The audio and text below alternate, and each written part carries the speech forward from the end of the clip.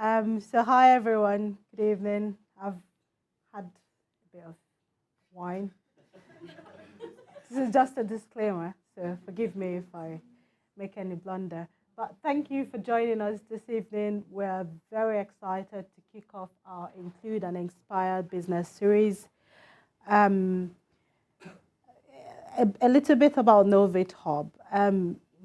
While I worked at Black Professional Scotland who is the founder at Black Professional Scotland, part of the things that we noted was that companies were coming to us to say, we know you support Black professionals, but how can we support Black entrepreneurs?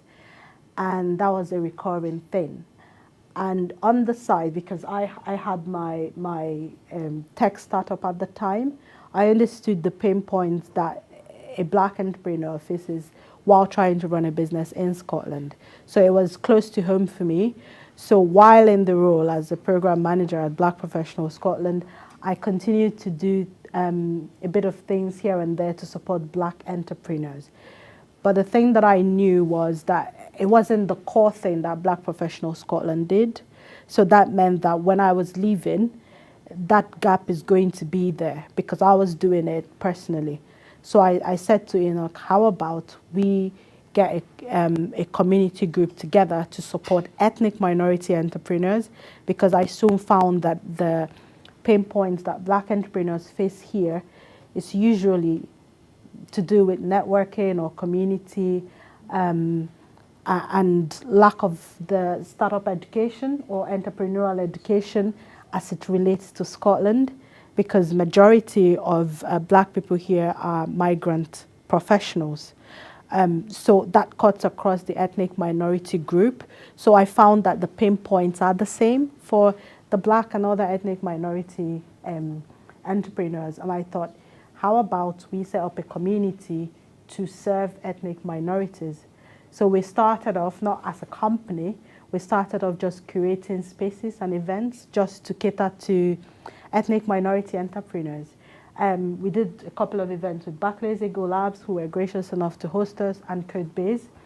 And we ran a focus group to see how we could best support ethnic minority entrepreneurs, making sure that most ethnicities within that ethnic minority entrepreneurial group were represented. And we tried to understand what the pain points were, what gap could we fill. I'm an engineer, so I rely on data. What can we do? I didn't want to assume, based on my personal experience, that I knew what the problem was. And the thing that was reoccurring in that focus group was that ethnic minority entrepreneurs were looking for network, they were looking for community, spirit of camaraderie, people to look up to, and there was lack of education in terms of what's applicable in Scotland. Which was quite shocking for me, because I thought funding was going to be at the top of it. But what I found, funding did come up, but it wasn't the major thing. I ran a lot of surveys on LinkedIn to find, and funding didn't rank higher than networking and community and education, entrepreneurial education. So starting Novate meant that we were plugging the community gap, because what we're looking to do is bring you all together in a space to start talking to each other and listening to each other's stories and see how we can help one another. Because when it's easier for you to avoid a mistake if you hear from someone who has done it before, and you understand how to avoid it. And so bringing everybody in the room, creating spaces that allows us to network across board, allows us to innovate together and move forward quicker than we would if we were on our own. And when we started the community, we started to create networking events. And the purpose of this Include and Inspire series, it's not just about the fireside chats. There is an end, it's just a means to an end. We're going to create all of these fireside chats, and we're going to create even more in studio, and we're going to build a platform that allows you to search for anything around entrepreneurship and hear from people who look like you, who have built it before in real time. So you're going to be able to take self-paced courses and just free of charge. We want to be able to demystify, that's Nick's word, demystify entrepreneurship across board for everyone. You might say it's not for me, but it is, because there are people who have done it. And if you see example of those people, we're hoping that you be inspired to want to do it and to know that you are able to do it, because people have come here and people have built successful businesses.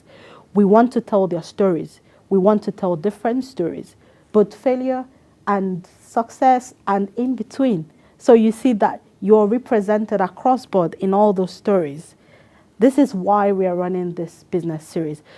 We're going to run series from here.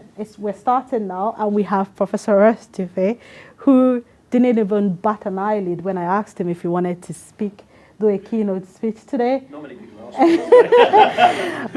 I'm very grateful for it, because he's an important man, but he's here to talk to us about inclusion, entrepreneurship, what that means to ethnic minority entrepreneurs. And we've set this up to start from Glasgow. We go to Edinburgh on the 18th of January, and we move on to Aberdeen on the 1st of February, and we move on to and close in Stirling, in my home hub, on the 6th of March. I know, and yours too.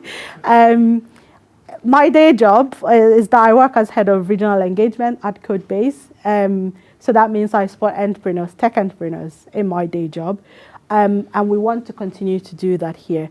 So at this point, I want to welcome you to the First Include and Inspire series. And I hope that throughout this series that we're able to share stories that will resonate with you, and you're able to get value from it, that even going forward, that when you start to use the platform, that you find value in all the stories that we're going to create for you, just to help you along your journey. I welcome Professor Ross. This is not the keynote speech, by the way.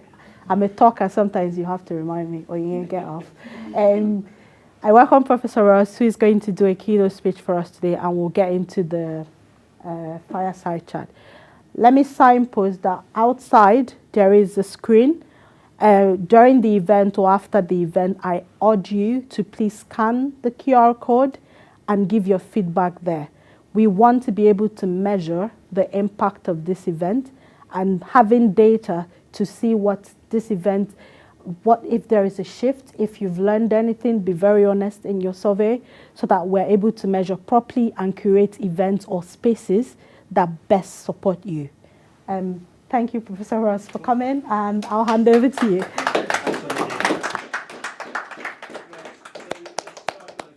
How many of you here actually run your own company at the moment, whatever size? So we've got maybe a third, yeah, and others either might be thinking about setting up something, yeah. Anyone thinking about it? That's great, excellent. And any who are sort of ecosystem builders within it? Yeah, there's Nick at the back, I know that. And yourself, sir, and yeah, so you're doing a bit of an ecosystem, great. Anyone not any of those, apart from my son who happens to be here? So pressure's on today. It's a hanger-on, so. You're working as a what's your business is? So I'm working for a business. Yeah. I'm working as a public relations intern. Okay. Yeah. Cool. Excellent. So variety of people. So I'm going to try and, in fact, I'm going to stand up. I can't sit down. So I'm going to try and talk a little bit about a couple of things, really contextually setting why this is such an important event and why this community and its evolution is really, really important. So very briefly, and I'm literally going to, this is the only slide about me. So I was a founder myself. I founded a software company in 2009. I built it to about 40 odd people, sold it in 2017. And since then I've been doing a variety of roles, some of which are up here. I authored a paper which I'll talk briefly about for the Scottish Government in the last year and the beginning of this year, which talks about entrepreneurial campuses. How do we make our universities and colleges support entrepreneurial activity? So that's kind of my day job as well. I've got a couple of days a week with the Scottish Government advising them on how to implement that. I'm also an honorary professor and entrepreneur in residence at Stirling, hence why we talk about Stirling. It's my local university. I based my company there for a while, and I believe Stirling has got an immense opportunity to move forward in its entrepreneurial journey. So that's a voluntary role that I do one day a week, sorry, one day a month, not one day a week, one day a month. So what I want to talk about, well, actually, first of all, why is this important? Why is entrepreneurship and why is founding businesses and creating jobs and driving change important? This is a slide that Mark Logan, who some of you might know, calls my apocalyptic slide. It's not really apocalyptic. The top's apocalyptic. The bottom is all about hope. So this is why we do this. We are facing unprecedented challenges in the world at the moment, but there are also indisputable opportunities.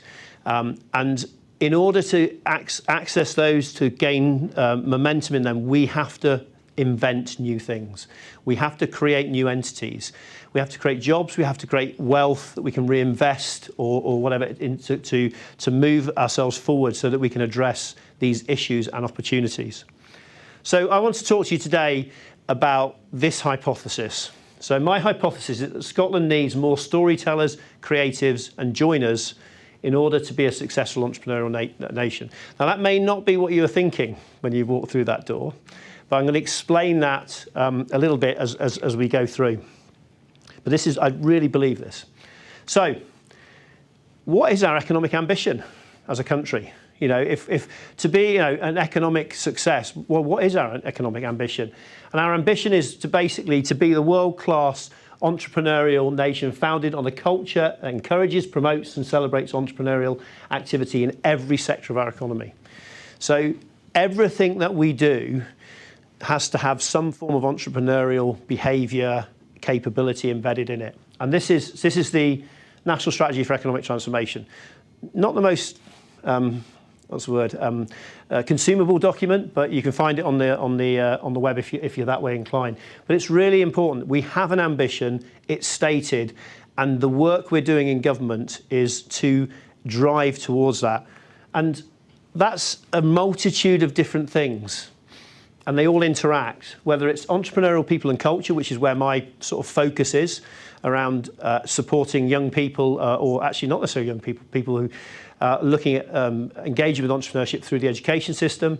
But there's a multitude of different new market opportunities, business, productive business, be more productive, a skilled workforce, and also a fairer and more equitable society. This really plays big in the Scottish Government's economic work, drive, if you like. So a well-being economy. This is an economy that's actually supportive of society, not just health, but the environment, fairness, and breadth, if you like. And that's really, really important for us to remember as we go through this. So, how are we going to do that? We are going to create more scale-ups, right? But it's not just about scale-ups. We're also about scale deeps. That means that this is about looking at organisations and businesses that actually permeate through our communities. So whether you're in Skye or up in the Shetlands or Highlands, Dundee, Glasgow, communities in Edinburgh, whatever, in your community, how can we create community wealth, community services, community benefits through entrepreneurial activity? And those are equally important, and they are interrelated as well. So it's not just about, you hear it's all about scale-ups, not just about scale-ups. It's about scaling up and scaling deep, but importantly, scaling the scaling process. So how do we scale and widen that and do it more often? So where do I fit in? Last summer, the First Minister, Humza Yousaf, published launched a document that myself and Joe Little, Professor Joe Little at Stirling, wrote, all about how do our universities and colleges support this activity that I've described. It's a journey. It's a 20-year journey. It's a 20-year journey from today. It's a 20-year journey from tomorrow, and it's a 20-year journey from the day after. It is constant. It's absolutely constant, but we have to do it, and we have to start now, and we have to invest. And I work across all levels of government to try and align some of this activity. So this activity here, funded by the Scottish Government's Ecosystem Fund, that was a fund that was put out 2 or 3 months ago to support the evolution of the ecosystem. That's part of how it all fits together. So it's important that government is actually investing in this space as well. So, and what we're trying to do is look at the What's the socioeconomic impact of our 43 institutions? Last year it was 45, 4 of them merged into 2, so there's only 43 now. And we want to create jobs, companies, social enterprises, and tax revenues. If we don't do this, there is going to be no money. It's not. We have to support our society currently, but we need to support its evolution. And we need to create jobs, and we need to bring money into the ecosystem from international trade, etc. Importantly, though, entrepreneurship has a really interesting characteristic in that people who found companies stay.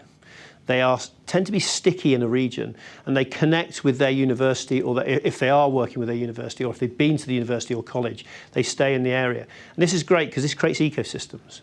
And ecosystems are important, as Onyenye was saying, because we interact with each other. We talk, we're peers, we help each other out. And if you don't have an active and productive ecosystem, you will not have successful outcomes from that ecosystem. So what we want people to do is engage with, so I'm about inspiring people to engage with developing an entrepreneurial mindset. Let's get more people in the funnel. Let's get more people like yourself, more people across broader communities into this funnel and being curious about entrepreneurial activity. I hate the word, by the way. And in fact, I didn't know what the word meant till I was 35. I'm 56 now. So at 35, I literally had to look the word up, because I've worked for big corporates for 20 years. I had no idea what entrepreneurship meant. Actually, I haven't found a word that replaces it. It's not founder, because you can be entrepreneurial in a company.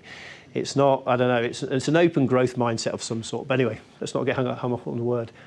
And we want people to consider entrepreneurship as a bona fide, absolute right of a career path.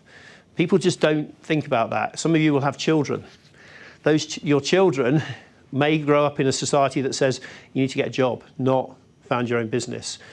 I was 42 when I founded my own business, so actually it can come later, but it's an absolute valid and rewarding career path, and we need to get that over to people. It's hard work, it's risky, as many of you will know, but it is a bona fide career path.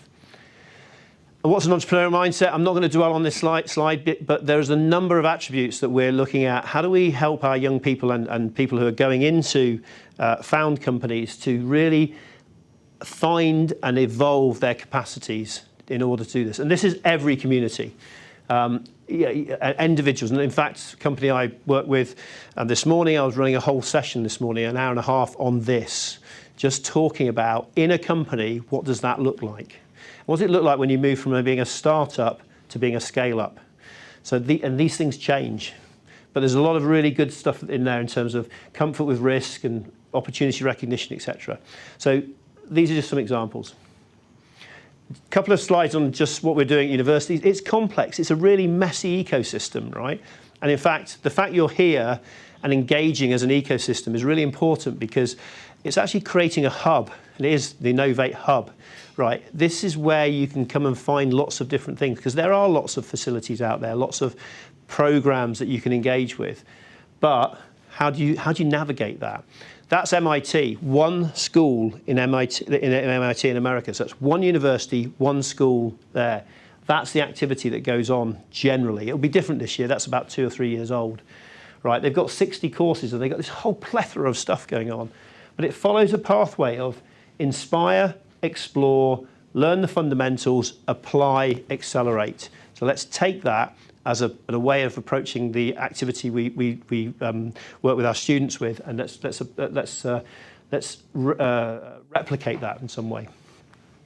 I'm not going to go through this slide, but if you do choose to read the report, the paper, that is what we did. We did a really broad set of actions that we're now looking at how do we implement those. There's a lot to do. How do we fund it, and how do we implement it?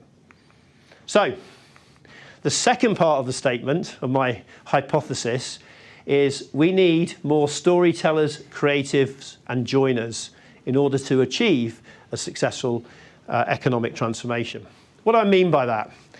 Well, I kind of used a little bit of poetic license there. I believe that every community, whatever they are, whoever they are, wherever they come from, in order to change, needs these kind of capabilities. Okay, and I'm going to talk a little bit more about them. So we need systems thinkers. We need people who can actually navigate and think about the systems that we operate in. When I say systems, I mean broadly. I don't mean IT systems necessarily, although that does come into it. We need leaders and storytellers. We need designers and makers, and we need connectors and conveners. If we have those people across an ecosystem, we have a lot better chance of being successful. So, Onyenye, connector and convener. There you go. There's a good example. If we start to imagine people in those roles, and what I would like you to do as you go through this next 5 minutes or so is think about what your role is in the ecosystem, because this is your ecosystem. You're all part of it. If you choose to be, you're all part of it. So, what are systems thinkers? So, people who understand that everything is connected. And believe you me, this is partly my role at the moment. Everything is connected. And how does one thing align with another thing?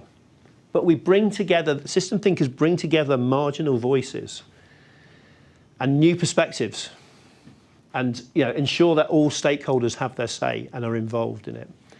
I'll pick out another one. Hold complexity, but I can identify the root cause. Holding complexity in your head is a difficult thing. We always try and simplify things down to, but if you can hold that complexity for longer, the chances are you might find a root cause that you would have missed if you go, well, that means that.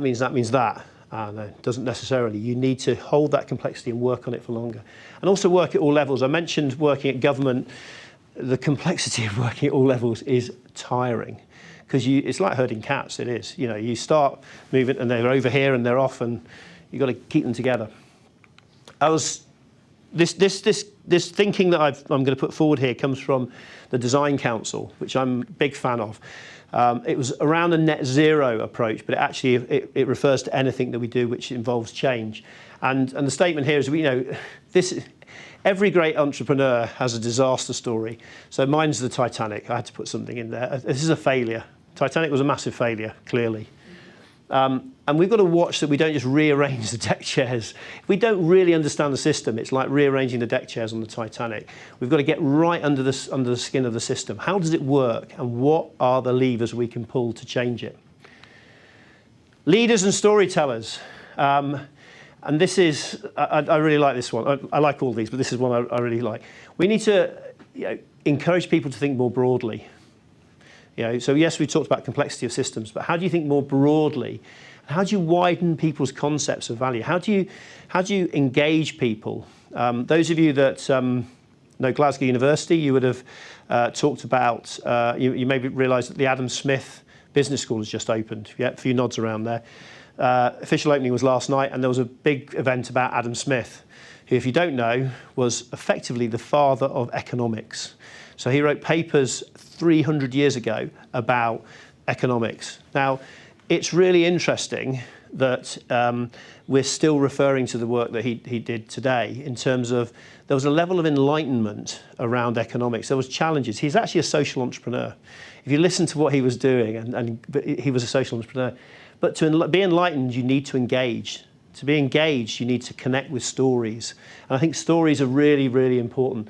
And people who value stories. And the example I'm going to give here, I don't know if you know, there's a lady called Caris Gill, Social Stories Club, Scotland-based organisation. If you get a chance, look it up. It's a social enterprise. And I met her briefly at Young Enterprise Scotland event 3 or 4 weeks ago. Incredibly inspiring lady who gave a half-an-hour conversation, which was one of the most interesting stories, series of stories, particularly about women in entrepreneurship and the challenges of being a woman in an entrepreneur in a society that's not easy to be an entrepreneur in. And stories unite people and backgrounds.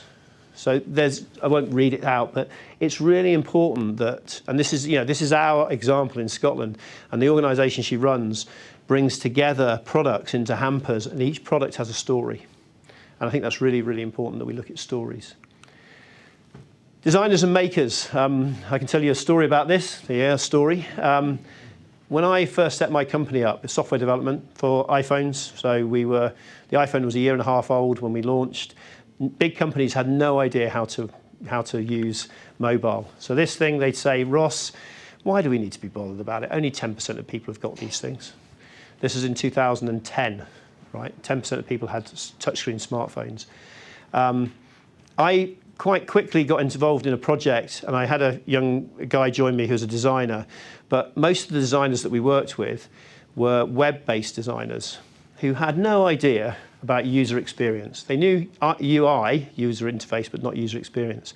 And I ended up dealing with these agencies and realizing that they just were peddling rubbish. They had no experience of how to design for these things, basically. So I said, right, I don't want any, excuse my language, designers in my organization, right? 2 or 3 years later, the same guy that I'd done this small project with kept knocking on my door saying, you need a designer, you need a designer. And he was right. And it took me 2 years to about 2013 to really bring somebody in who understood design, understood user-centric design and design thinking. He fundamentally changed the course of our company. We picked up a project fairly soon after about mobile-driven behaviour change with Public Health England, and we ended up working with Public Health England for about 4 years. So Couch to 5K, Active 10, Food Smart, these apps that you may have come across, we designed. We designed and we built them for Public Health England.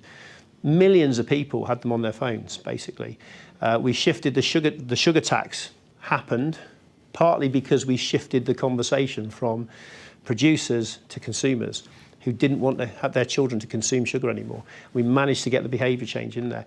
So designers are fundamental in terms of designers and makers, really, really important. So we need technical designers. We also need social designers, people that really understand behaviours and motivations. This is one of my loves, this motivations and behaviours. How does design, how can it be used to encourage better or change of behaviours? Connectors and conveners, we've talked about the importance of that already. We need to connect people at all levels. It's so important. The most important thing that I got from my entrepreneurial journey was peer-to-peer learning. I did a course which was the Scale Up Scotland course with the Hunter Foundation. Some of you may have come across it. Fundamental course. There's about 20 businesses on it. 5 years later, there's still a dozen of those businesses talking to each other on WhatsApp. You know, we'll get questions like, what are you guys doing for cost of living crisis? Does anyone know a brilliant auditor? You know, I've got a need for a tech CTO. Can you connect? We're completely connected. And literally within 2 hours of that message going up, you've got half a dozen responses to it. So this community that you have here, this could be a real game changer for your business or your evolution of your thinking. And seeing and making connections, core part of acting systemically. And it just really, really important. So I'll just summarise, as you step out of here, what is your role in this ecosystem? What is it that you're doing to contribute to the ecosystem? When we joined the Scale Up Scotland cohort, it was we left our egos at the door. We walked into the room, and this is like 20 founders of companies who were doing pretty well at the time. We could easily have gone, well, I know the answer to that, bang. And we left our egos at the door, and we came in, and we worked together as an ecosystem to work through issues. I'll give you one example. We had KPMG in to talk about equity and share issues, etc. We had a 2-hour conversation on this. At the end of the 2 hours, one of the team said, has anyone ever done debt finance? One person held their hand up, and we then had an hour's conversation on debt finance. Now that conversation wouldn't have happened unless we'd sort of kind of gone, we were just going, oh, the only way to raise money is to issue shares, Actually, no, certain companies, debt finance is the best way of doing it. So that was, and that was just amongst ourselves. KPMG had disappeared off over the hill by that stage in the conversation. So I have a hypothesis, and that is that Scotland needs storytellers, creatives, and joiners to be a successful entrepreneurial nation. Thank you very much for your time. And I don't know if we're doing questions or not, probably not because I've overrun. But if anyone's interested, that's the paper I wrote, if you're interested. Thank you. That's no question because we've got time, or is it? Does anybody want to ask any question? Very quickly, we have If there's any questions, Yes. I'm really happy to. Sorry, I'll stand out the way. Any question? Okay. Yeah. Yes, I'll come to you. Please hold.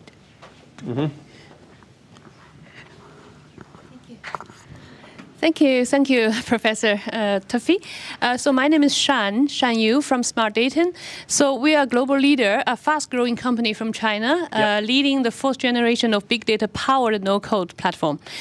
Just interested, out of curiosity, what kind of software? You do the health sort of censoring, right? Is that mobile app or is it a PC-based application? Most of it's mobile, but obviously back-end systems in terms of are often web-based. So yeah. Very initial stage, how did you start it and how the business started to grow? So I found it co-founded with my my brother-in-law, Hamish's uncle, so Uncle Paul, and I. Paul had never worked for anyone else. He'd an independent developer. Therefore, was really interesting because everything he built so that he didn't have to maintain it, as in it was really efficiently built, because he's a one-man band basically. So, and I had no idea about technology at that time. I didn't know. In fact, it took me 6 months before I realised what technology platform we were actually building on, which at the time was Accelerator, which is a cross-platform, the only credible cross-platform software. And then eventually we moved into pure native, and then into React Native and things like that. But the technology platforms, I'm 5 years out of that, right? Those platforms are completely different today than they were. We were having a conversation earlier about rebuilding platforms. If you haven't rebuilt your software over 2 to 3 years, i.e. pretty much churned it, then you need to rebuild it. It's pretty much, if we hadn't rebuilt an app in 3 years, it was out of date. Particularly apps because they move very quickly. So I hope that helps in terms of giving some sort of answer. Any other questions? Yes. Hi. The last one.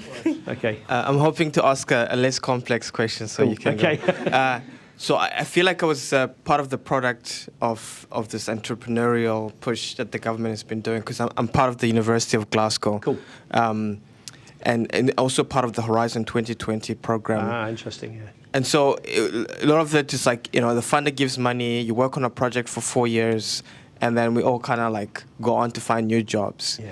And then, but you walk away with all these problems, but then, you have ideas of coming up with something, but then you're always scared about the organizational IP rights. Yep. For young people, is there a motivation towards moving away from like perceiving that whatever idea you have is infringing on the organization? So a couple of things. If you're still at the university now, yeah? Just finished. Okay. Well, the good news is that anything you do from now on is your own IP. So, I mean, if you are working at a university, you must make sure you understand the IP regulations that the university's got. And they have a right to a certain amount of it, but if you're a student not doing research, then they don't have really a right to any of it. If you're a researcher, then there's obviously an IP question, and your own university will tell you that. It's interesting. The fear of failure or the worry about not getting it right or whatever is often a really constraining thing to happen. And everyone fails at some things. I've had my business at one point. We rebuilt a piece of software. It cost us 50 grand to rebuild it because we built it wrong and we were wrong in what we'd done. So we had to plow it back in and rebuild it. So I think if you're thinking about it, it's always a risk. But if you feel getting comfortable with risk is really important. We all risk things at any time in our lives. It can be minor, it can be bigger. They should all be calculated risks, though. I mean, I don't take uncalculated risks. I'm not gung-ho or whatever. But I might be a little bit more risk positive than other people who've worked for salary. My partner at the moment, she's a nurse. She can't understand how I don't know what my check will be next month, and I have no idea. I know roughly what it'll be, but because I have a variety of projects and things going on, some months I get a reasonable check coming through. Other months it's been a lean month. She's a nurse. She's every it's exactly the same every month. So, if not, we can connect up afterwards. So, good. So much. Thank you. Thank you so much, Professor Russell.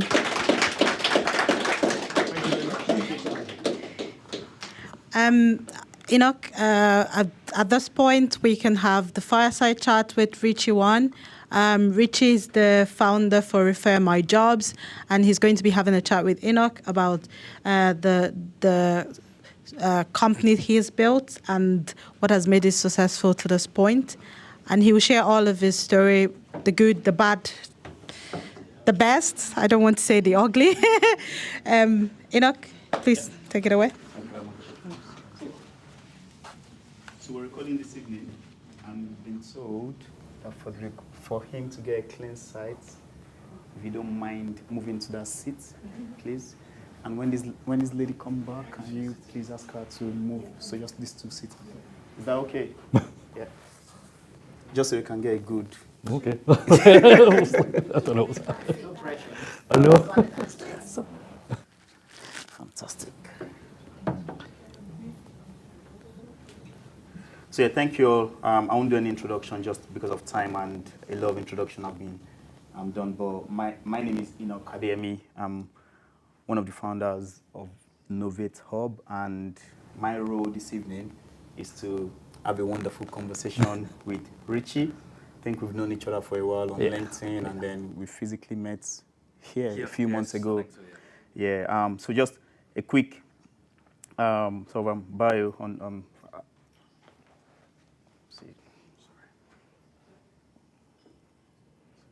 It's all techie.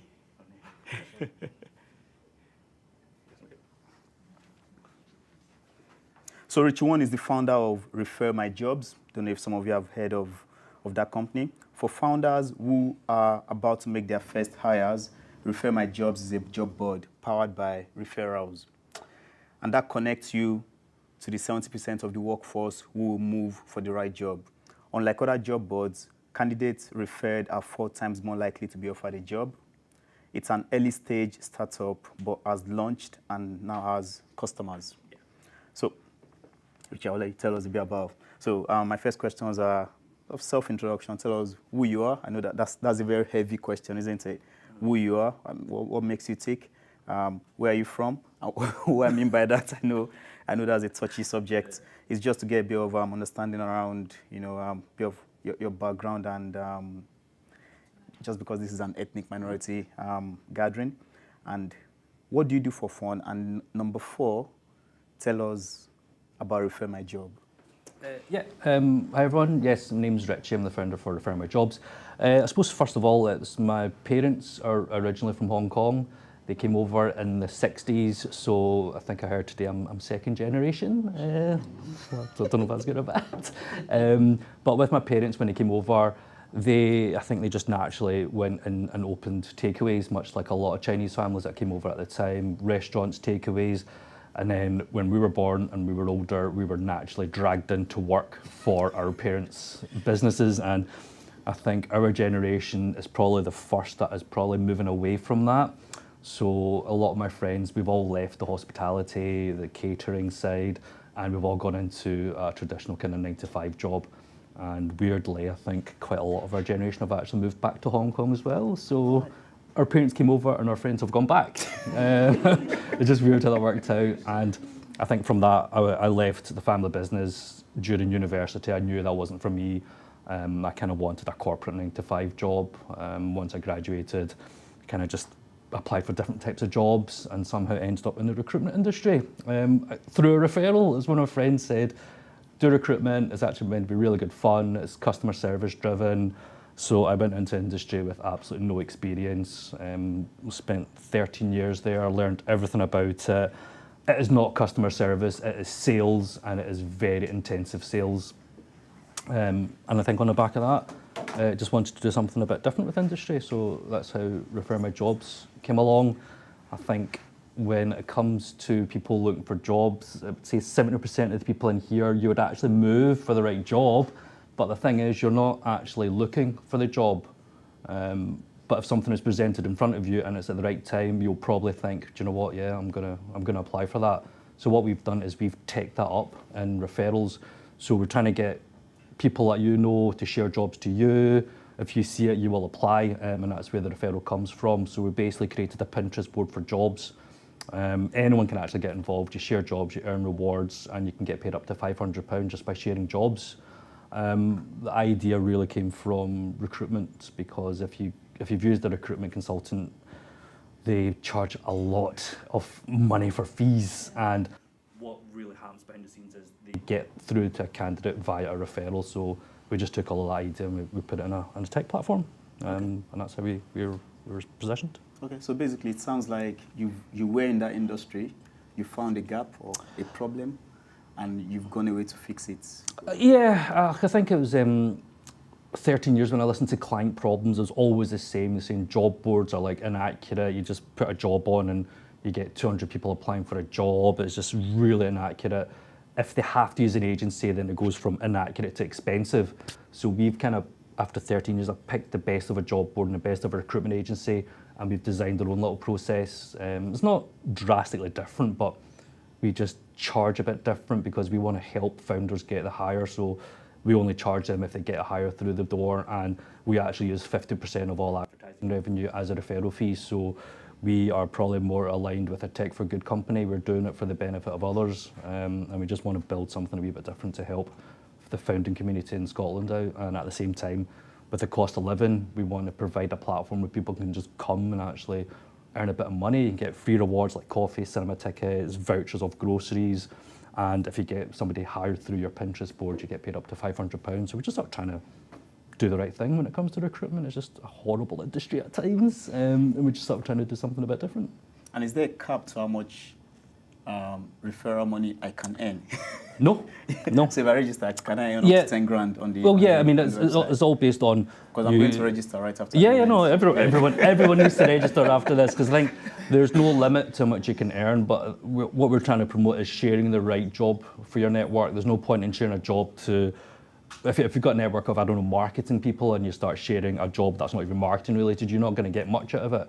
So we just ask you to sort of share the right job that you think is going to bring value to your network. And like I said, the more hires you get through your board, the more money you earn. We don't cap it, so you can earn as much money as you can, and we want people to earn more money. So yeah, it's really designed for everyone to get involved with. Fantastic, because I do understand the challenges with regards to attracting talent through my involvement with Black Professionals Scotland.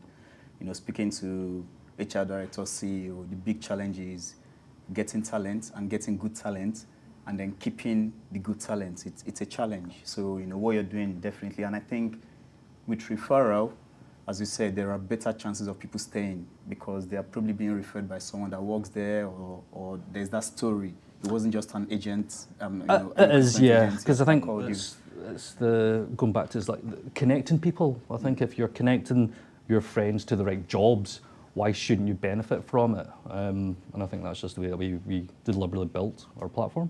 Okay, so tell us the story. So you were working as a recruiter, the idea came up.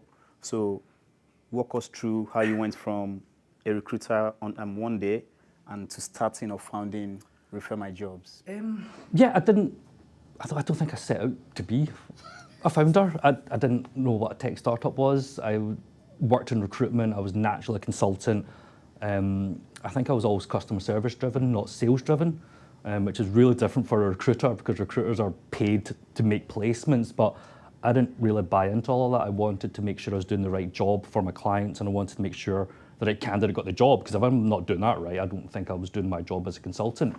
And I think it all just spiraled from that. I think in the space of a week, when I was recruiting for the oil and gas sector and the maritime sector, the sort of headhunting, the fees we were charging out was like £15,000 for one hire, and that is a lot of money. And for big corporations, they can pay it, but I liked recruiting for small family-run companies, and just from a gut feel, it wasn't right to charge £15,000 just because that's what the industry dictated.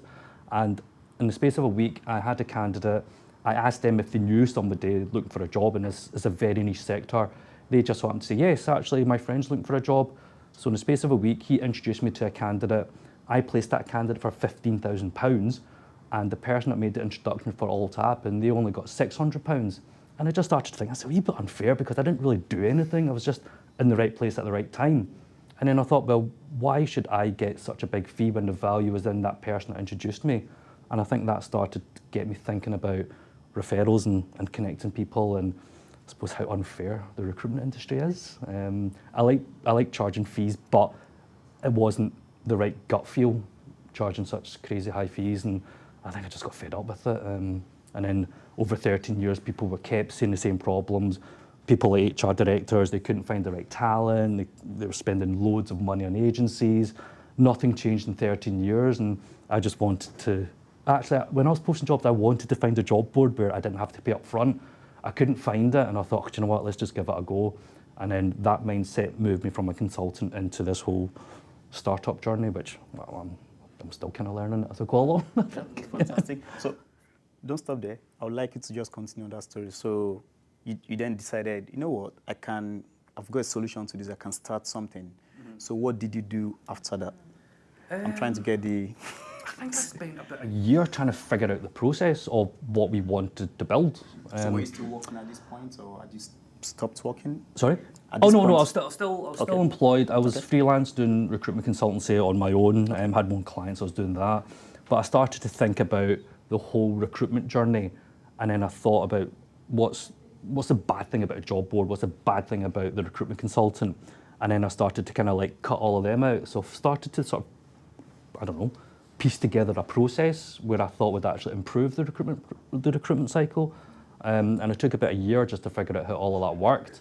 And then once we actually came down to a flow chart, I couldn't figure out how to do this, so I thought, what's the flow chart, how does it look? And then once I found that out, I then just started to speak to people to go, hey, if you're posting a job, here's what I'm trying to do, how does it sound?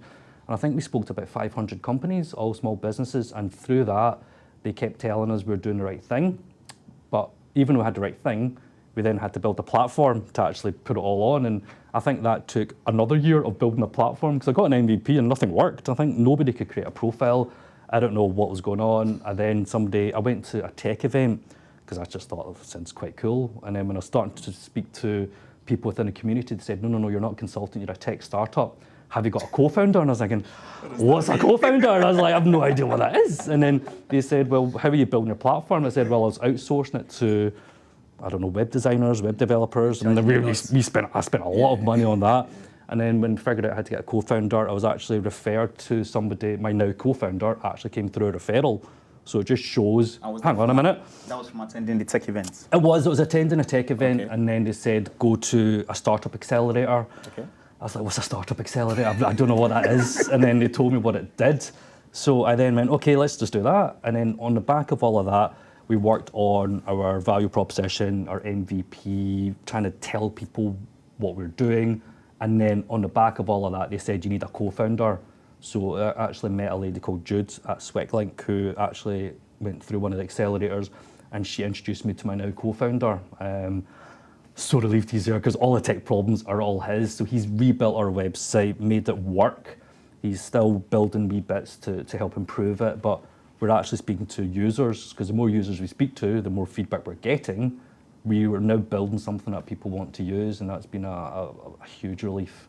So any tech problems, I just forward it to him, and he can deal with it. So that's not my problem anymore, that's his. Smart, and thanks. So I'll take you back slightly. Before you brought on your co-founder, you changed your language to we. Yes. So who were you running Refer My Jobs with before your co-founder came on board? Yeah, well, I suppose it was at the early stage, it was with my wife. She always thinks long term. I'm not a long term kind of person. She thinks like what we're doing 10 years down the line. I'm thinking, yeah, I'm just trying to I survive don't know, today. like, what we're doing tomorrow. And then she said, try and think about something where we can create a platform and we can just build it, and then sort of like recurring revenue. Yeah. And then on the back of all of that, that's where the whole idea for a job board. I wanted to go from consultancy to a job board, and then that's where the two of us just started piecing it together. So she's still involved in the background helping me, I suppose keeping me a bit more sane, but a lot of the pressure's come off her and gone on to my technical co-founder. So basically between the three of us, we figure it out and just learn as we go. Okay, and I mean, a lot of people will be interested in knowing, because I'm guessing most folks here, they've got 9-to-5 jobs, and they've got ideas. For those that are not already in business, they've got ideas, and they're probably at that point where they're thinking, when should I leave work? At what point should I stop getting that, you know, 1,000, 2,000, 3,000 a month and fully focus on this and take that risk? Can you talk us through what that was for you?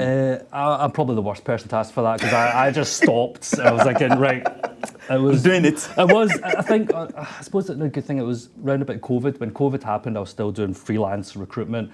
It all started to go really quiet because of what happened with COVID. And I thought, you know what, let's work on this idea that I've got. So over the sort of lockdown period, instead of working on recruitment, I was just trying to figure out how to do the whole startup. So I suppose for me, it was a bit different because it was kind of fast-tracked by COVID.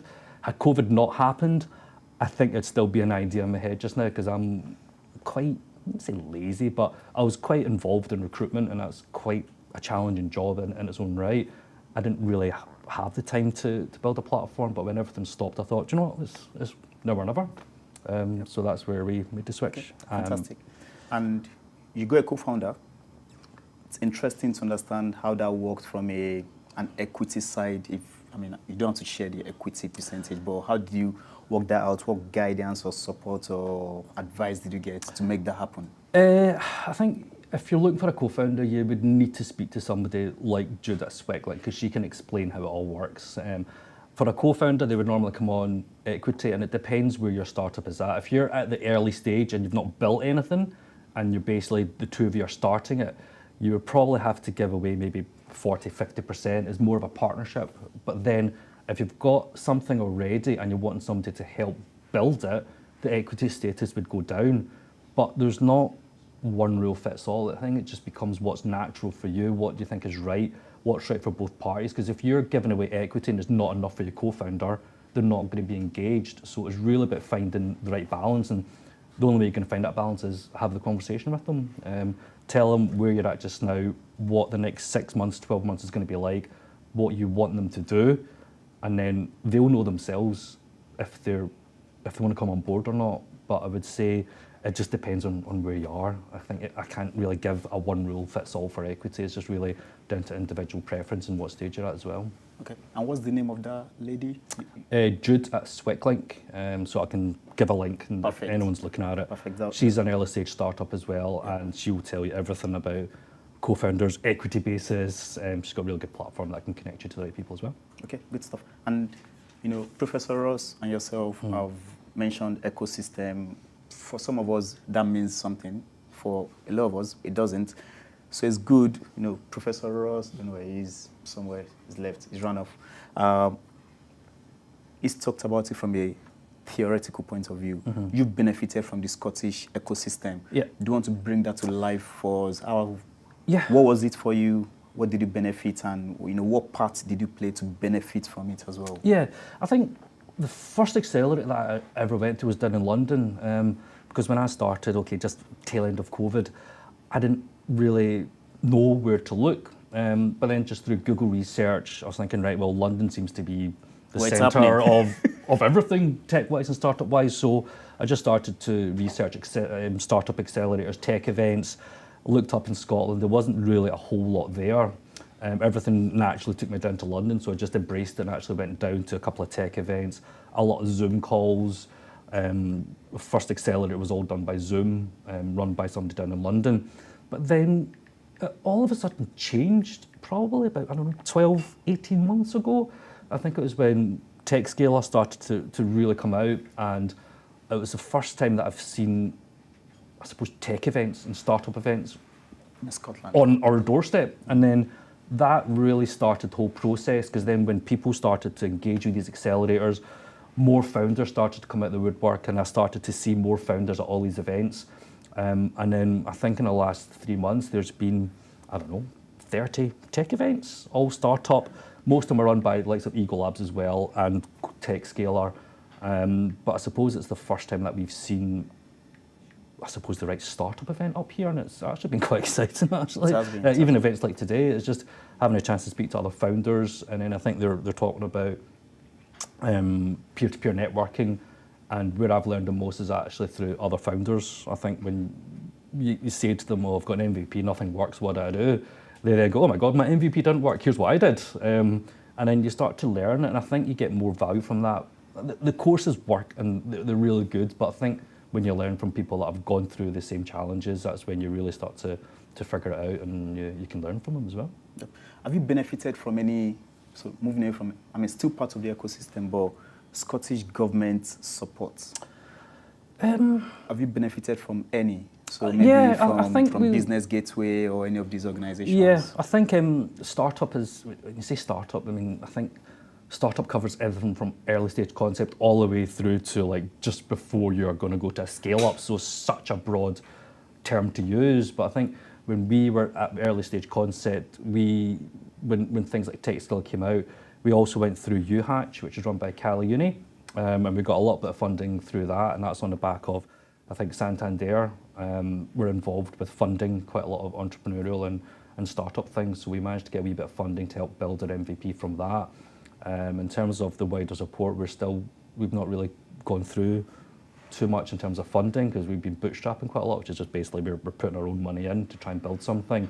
But I think once you get to a certain stage, you get access to more funding through Scottish enterprise, Scottish government as well. I think we're just working our way up to that. So hopefully we can get some money early next year. That'd be nice. So, okay, yeah. Fantastic. That was going to be my next question around where are you finance-wise? Have you, I guess you said it, you've been funding it mostly by yourself? Yes, I think bootstrapping for up to we're at open beta just now.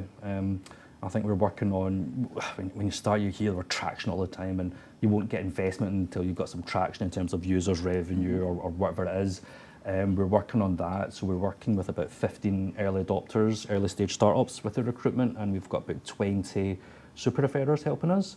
So once they start using the system more frequently, we'll get all of our data from that, and that data is what we're going to use to hopefully get some angel investment or VC funding. So we want to scale quickly next year, but before we tackle that, we need to get some more data on our books. Fantastic. I think you've answered the question around what does the future hold for Refer My Jobs? Yeah. So it's basically to scale next year, and well, from next year. I think so. I think with everything that's happening up in Scotland, we are coming in at the right time to help other startups, because I think if we help other startups get their hires, we're helping them scale. And on the back of that, if more startups scale and we're doing our part to help them out, then we're naturally going to grow as well. But yes, next year we do want to scale our operations really quickly. Starting off with Scotland, we've already started networking in Bristol and London to plant the seed, and I think year 3 we are potentially going to be going over to Hong Kong, where my family's from, and we've actually met quite a few. Hopefully come back as well. I don't know. I'll see. I don't know. I can't even. I'm trying to plan next week. I don't know what's coming in 3 years. We know we've got our roots into the Hong Kong market, so we're hopefully going to explore that as well. And finally, what advice, a lot of these people I've heard you say so many things. Like, if there was one thing you wanted them to live with today, what advice would you give to startups, someone with an idea or someone who is already sort of more established in their with their business? I think if they've got an idea, everyone's got an idea at some point. Just if you think do a bit of research into your idea, find out what competitors are there, what the market's like, what makes you different from the competitors, and if you've got that and you've got an idea, just go for it. I mean, the worst that's going to happen is at least you tried it. If you're not trying it, then it's always going to be in the back of your mind thinking, what if? So if you just go for it, the worst that's going to happen is it didn't work, and then you can go back to 9 to 5, but at least you tried to give it a go. So that's probably my only advice, is just try it. I think there's a lot of support out there, so now's a good time to get involved. Yep. So you're slightly different with the next person I'll be interviewing, because you've got a co-founder. Mm-hmm. I don't think he has. Well, I may be wrong. So from your point of view, has it been easier for you having a co-founder? So, because sometimes folks have got ideas and they just need someone to come alongside them to almost say, yeah, let's do it. Mm-hmm. Rather than them thinking, I've got to carry these weights by myself. So for you, would you say having a co-founder has made it easier? So going on that journey? God, yes, absolutely.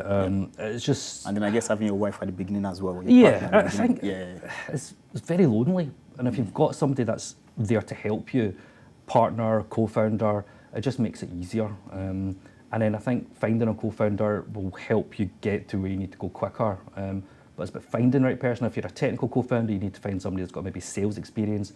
If you're a non-technical co-founder, you need to find somebody with tech. You need to find the right balance, and then at least share the responsibilities and the headaches. And when things are really tough, you've got a co-founder that you can just call or text, go, hey, what's happening? How can we fix this?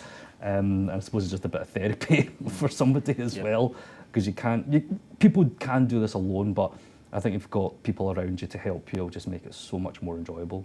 Yeah. I understand, because sometimes I do call my co-leaders sometimes, and I just rant for 5 minutes, and I'm like, sorry.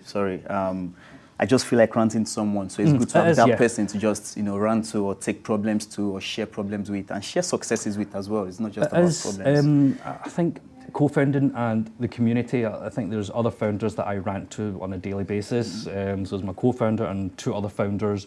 We speak probably daily. You're ranting. We're ranting, buddies. The frustrations. Okay, something doesn't work. How do I fix it? But you need that support network around you. Absolutely. Yeah. And your website is refermyjobs.com. So we're good to go. Any founders that are recruiting, come talk to me. And anyone that wants to earn money, just sign up. It's really easy to sign up. Everything works actually. Yeah, everything should work. Yeah. Perfect. And one last thing: how can we reach you? How can people connect with you? Are you on LinkedIn? LinkedIn, yes. So yeah, LinkedIn, and I'll be about. So just come say hello, and more than happy to connect with people. Fantastic. A round of applause for Richie. Thank you very much. So the agenda is changing slightly. We will be having a bit of food now, and then once we're done with that.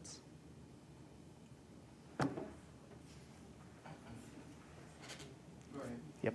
We'll be having a bit of food now, and then once we're done with that, we'll come back and we'll listen to our second speaker, Alabi. Thank you. Okay. Sorry, quick question, please. Oh. Very important. Okay. I have it in my head, but how to present it is actually challenging. Please wait. Outside of the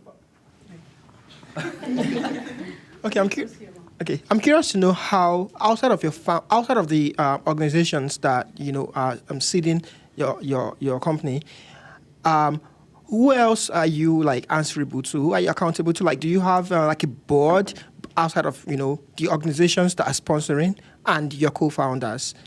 Do you have a board, and how did you find this board that got aligned with your vision?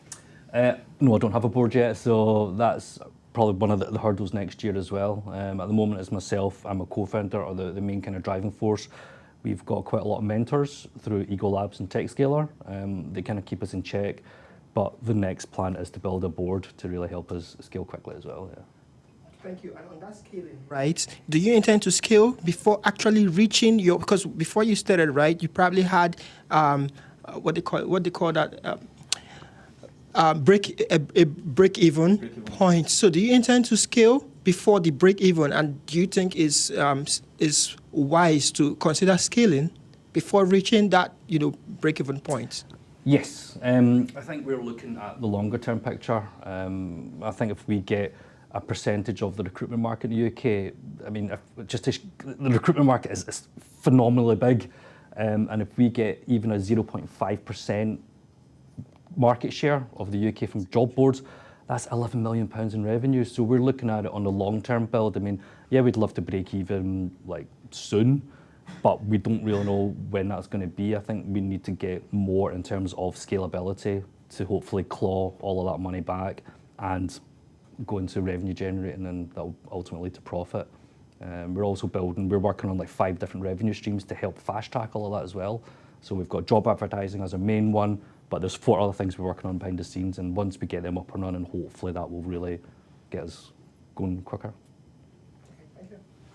So I think if anybody else has questions, can just catch Richie while we have a bit of food, just in the interest of time. All right. 15 minutes to just have food, and then we come back in and listen to Rotimi talk about how he's raised funding. All right. Thank you. That's a good one. How did you find it? Yeah.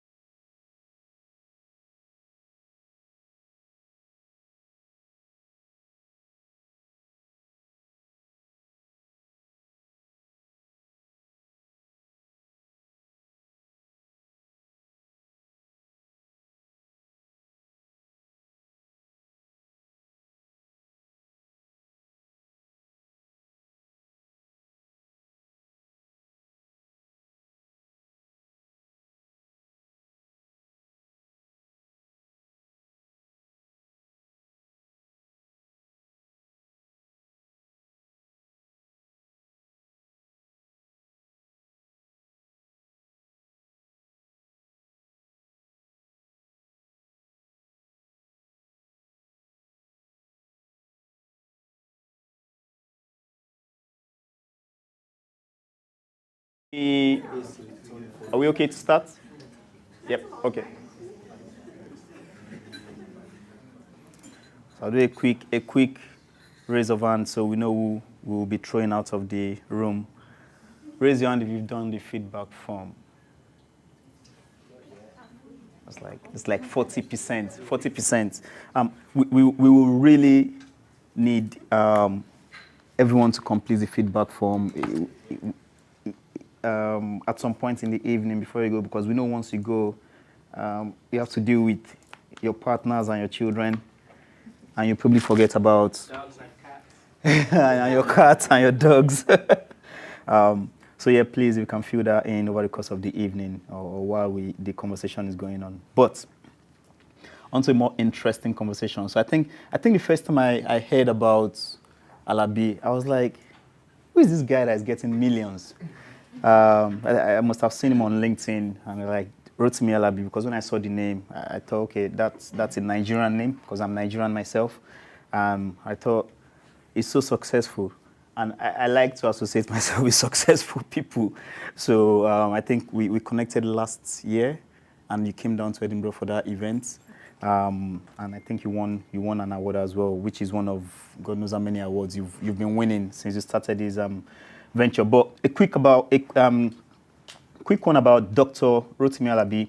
He is the founder and CEO of RAB Microfluidics, a company he founded off the back of his PhD at the University of Aberdeen to solve the machine reliability and availability challenges of businesses across many industries. During his PhD, Dr. Alabi developed a microfluidic lab-on-a-chip technology which automates and digitizes the process of oil conditioning monitoring. Stay with me. This permits real-time lubricating oil analysis for early diagnosis of engine failure. Stay. Dr. Alabi has led RAB Microfluidics to win several awards, raising over 5.5 million in funding, and is on his way to developing smarter sensor technologies for early detection of rotating machinery failure. Flip. I feel like I've failed in life. Well, so just tell us a bit about yourself. Like, who is Dr. Rotimi Alabi? Where are you from? And what do you do for fun? If you do fun. So I like to think of myself as an entrepreneur through and through, because it's a passion that I've had from a very tender age. I remember very early trying to get money from my father to start my own business, and he looked at me, I was like, you want to waste my money? So he didn't give me the money at the time, but it's something that still stuck with me. I started out as on the academic path, doing my PhD, but I knew that I didn't want to be an academic. That's not the path for me. I wanted to be a producer. I wanted to be able to add value to the world by creating something valuable and solving problems in real time. I didn't see myself doing that in research. So when the opportunity to found RAB Microfluidics came, I took it. I took it immediately with both hands. And we've been going for 7 years since then. What do I do for fun? I watch football. I support Chelsea. Unfortunately, we're not doing very well at the moment. So rather than enjoy football matches, I almost have had high blood pressure watching Chelsea nowadays. But that's what I do for fun. I enjoy football. I'm a recent dad, so I just look at my 2.5-month-old baby and smile, and just say he's clueless, and it's just the innocence in his eyes. So I think that excites me too on a daily basis. So looking at your 2-month-old child is one of the things you do for fun. Actually, yes. that is correct. Because he just, when they're born, they have either cry or don't have any expression, and they don't do very much. But as they start to grow older, they start to give you a smile. they start to make funny faces, and you just start to get those cues. And I'm very curious, so I'm just like, okay, what is this new thing you're doing? And I'm just learning from him, really. So I think that's fun for me. Fantastic, fantastic. And so, in maybe a minute, can you tell us what RAB microfluidics is? But before you go into that, I worked it out eventually. I've been thinking, what is RAB? That is the short of your name, right? Yeah. So that's Rotimi Alabi. Yeah. And where does the B come from? Just threw that in for why not? Yeah, okay. So what is RAB microfluidics and what do you do? So RAB Microfluidics is a technology company that automates and digitizes the process of oil analysis. Simply, we try and predict failure for rotating equipment. If you think about it, it's really analogous to the human being. If there's something wrong with you, you'll typically go to a doctor, and the doctor will say, okay, we want to do blood tests on you, and they'll take a blood sample from yourself and then send it off to a laboratory for analysis. And the laboratory will say, okay, this is all of the pathogens that are within your bloodstream. We do that for machinery. So rotating machinery is typically lubricated with lubricating oil. Can you give us an example of one that we will all be familiar with? So just to bring it up. On the outskirts of Glasgow, you will see a lot of wind turbines. Most of those wind turbines will have, if they are not direct drive, they will have a gearbox, and that gearbox is lubricated. So someone has the responsibility to identify when that will fail. Because if they don't identify when it will fail, it will stop producing electricity. And you have that in your car, you have that on a shipping vessel. So any heavy industry will use rotating machinery.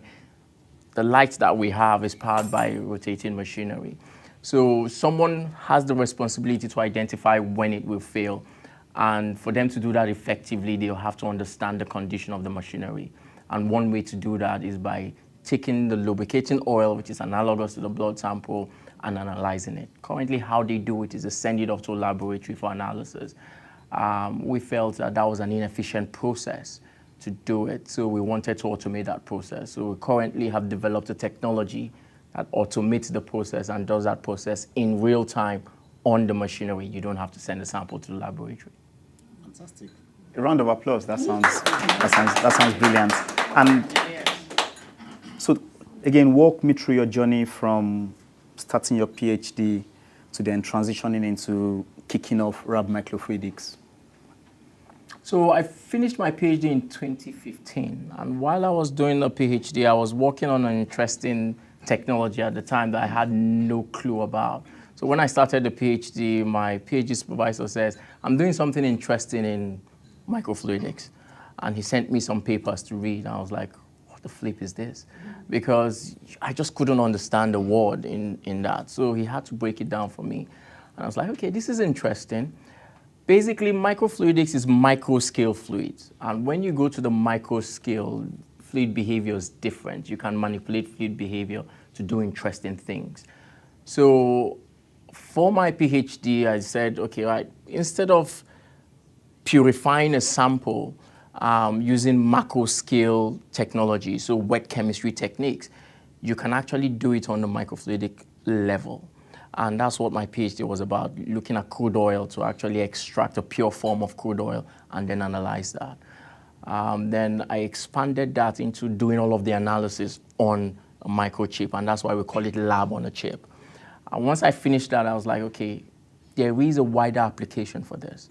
And that wider application was what I tried to exploit. So after the PhD, I was like, okay, where will this be useful? So I started my research into finding out where we will solve that problem, because we had a solution and we were looking for a problem. And when I did the research, I discovered that, okay, industrial applications for heavy machinery, there was a significant gap. Equipment failed, and the only way to understand the condition of the equipment is send it to the lab. And we had a technology here that can actually automate that process. So I said, okay, this is the thing I'm going to focus on. And I focused on that. I started focusing on that.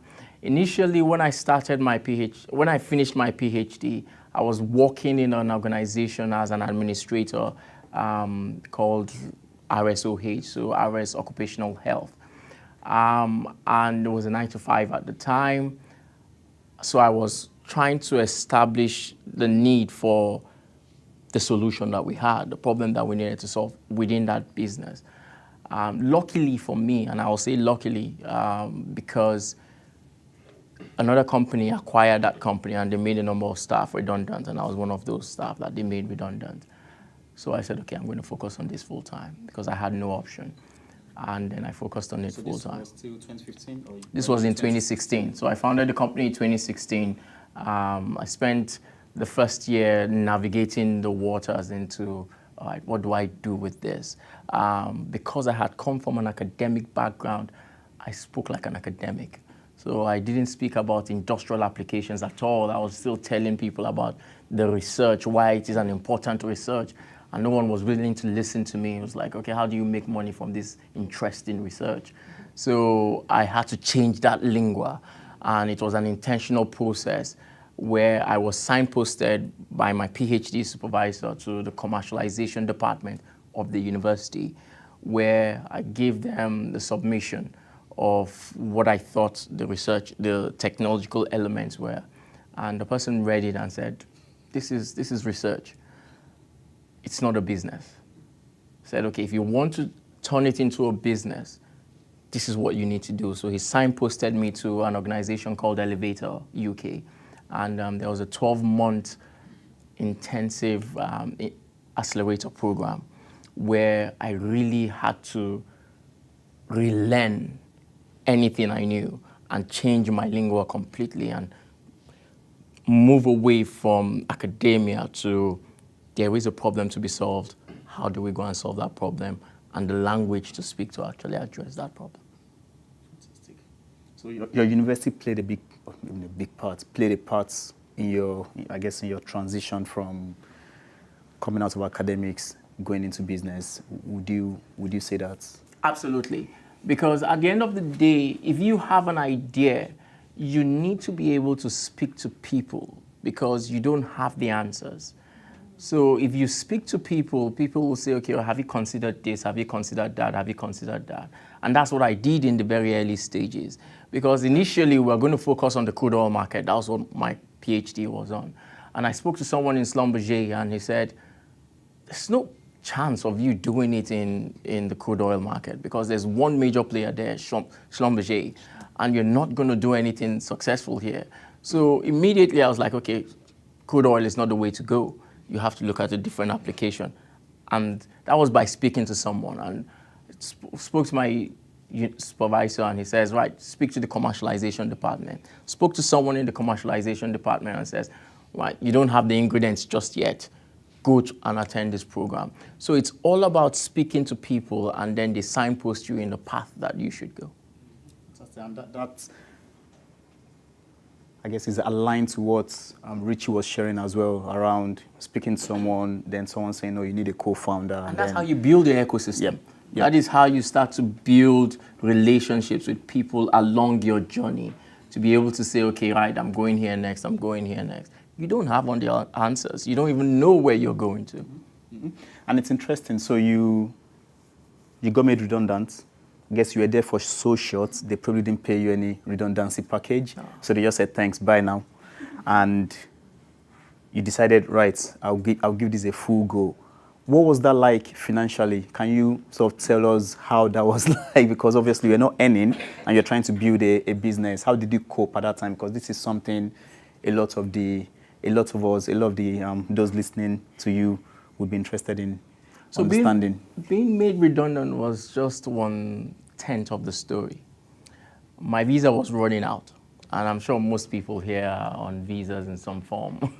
So my visa was running out. I got made redundant in October. My visa was running out in November, on the 30th of November. So just for clarity, this is not Visa card for those listening online. So visa is your right to stay in the country. Yeah. Okay. It was because I was on a 2-year post-study work visa. So that visa was running out on the 30th. So I potentially was going back to Nigeria because there was no visa category that I qualified for. And I was like, okay, how do I navigate this? Someone signposted me to an immigration lawyer. I spoke to the immigration lawyer, and he says, you don't fit into any category. You're going back to Nigeria. I was like, okay. So I called my dad. I said, right, you guys prepare for me. I'm coming. I'm coming because I have around 60 to 30 days to stay here. And the immigration lawyer said, you know what? There's one category that you're 99% sure that you're not going to get the visa, but it buys you time. Do you want to apply into that category? I was like, all right, why not? Let's apply into that category. So I knew that it was a category because the way the immigration service works here is that if you apply for a visa until the decision is made, you still continue to stay on your pre-existing visa. So I applied to that category, which bought me time.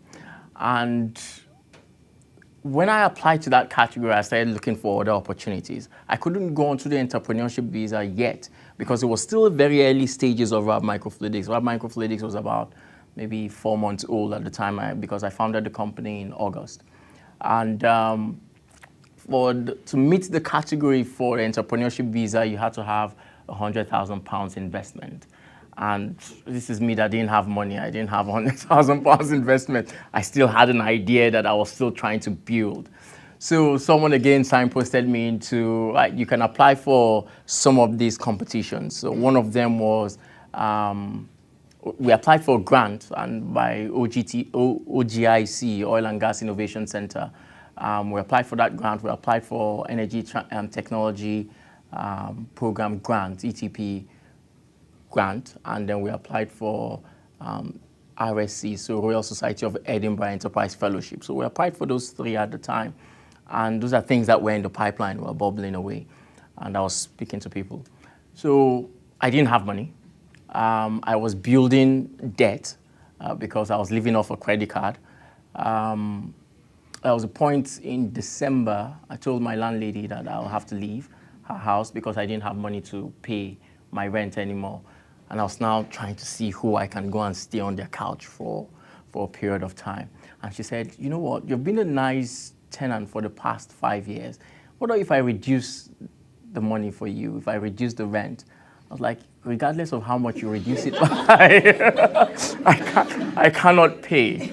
So I will have to leave. So she said, you know what, if you stay, and try and sort your life together, I can manage for a period of a few months if you don't pay me, but you will pay at some point in time. Because I told her, I was very transparent, I'm trying to do this, I don't know where it will get to.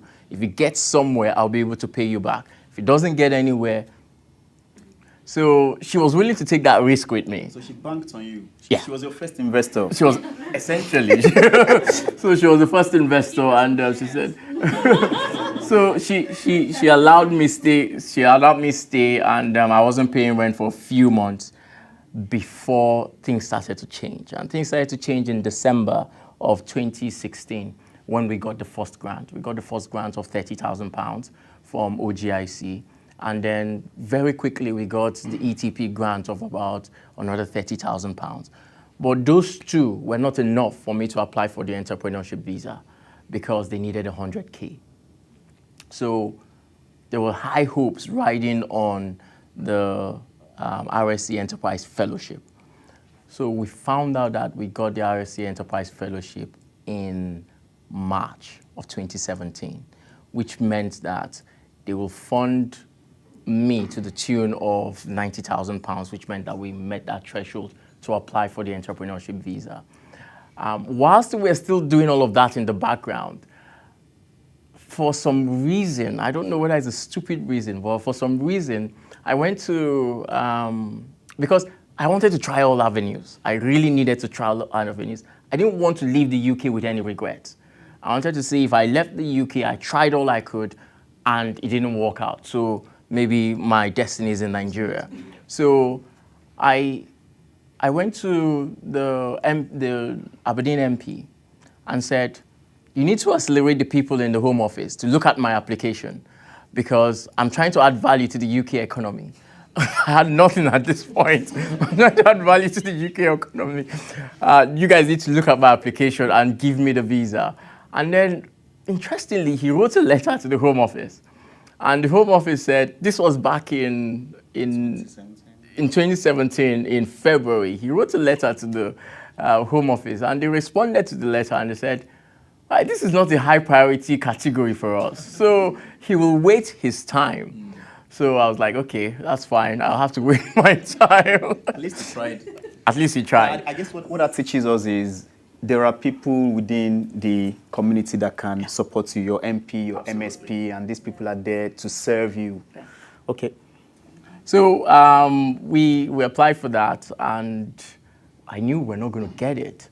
So when we got the fellowship, then we applied for the entrepreneurship visa, and we withdrew that application, the further leave to remain application, and we put in a tier 2 visa application because I was being sponsored by the University of Aberdeen. And then that's how I got 2 years entrepreneurship visa. Fantastic. What a journey.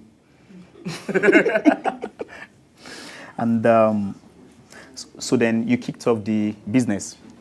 So you've mentioned a lot around getting grants and getting access to grants. How did you find out about these grants? Was that just using Google, or was it speaking to people that then signposted you to say, for what you're trying to do, you can get this, this, this? How did that all play out? I don't think Google have helped us in that way at all. What we had to do was speak to people around us to say, this is what we're trying to do. We're looking for support. And when you start to embed yourself in whatever ecosystem you find yourself, you discover that someone listens to you in a networking event like this and says, actually, you need to consider that. And then you consider that and you get something. So that kind of thing is what you really need. It's a word of mouth. Because you don't know what really exists if you don't speak to people. There's a lot of support for entrepreneurship and entrepreneurs in Scotland that you will not have an idea of if you don't speak to people. Because some of these organizations are very bad at advertising what it is they do and the kind of support that they can offer you. So if you don't speak to people, you will never know. Fantastic. And my next question is around, so moving away from funding business, how have you juggled, starting microfluidics, growing it, and then juggling that with family and, your personal life? So my family is a very young family. I got married in 2022 in September, and I was dating my wife for 5 years before then. And I made it very clear to her when we met, you're second priority. It was non-negotiable. It's like, we have microfluidics first, and then you're second. Actually, my mom was second, then she was... then she was third priority. But I made it clear to her, this is what my lifestyle is, because entrepreneurship is not 9 to 5.